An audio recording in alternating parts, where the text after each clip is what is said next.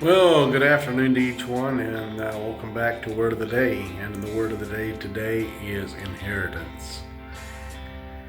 What do you think about when you think about inheritance? And some of you may have had the privilege of receiving a large inheritance. Some of you have no hope of receiving much of an inheritance in this life. Some of you will be able to leave a grand inheritance for your offspring. Some of you may not be able to have nothing left, and as far as financial inheritance and wealth, as we measure it. But what about inheritance? When I look in the throughout the Old Testament, one of the things that really jumps out at me is God's view of inheritance. And inheritance was a big thing for the children of Israel, for the Israelites.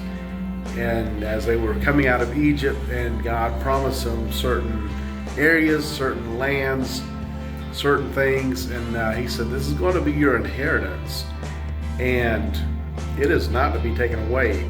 Now, the inheritance could be sold, as it were, for a short term, based on several rules and stipulations.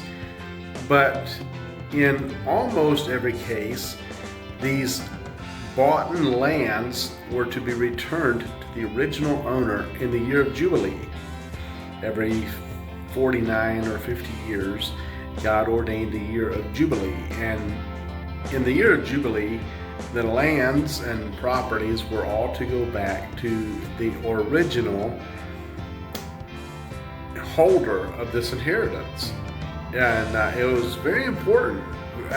God holds the idea of inheritance very highly, and there was a few exceptions that He made within what we see in the Old Testament, where He says this inheritance is once it's sold, it will be considered sold forever. But by and large, these things were to go back to, property was to go back to the original owner in the 49th and 50th year.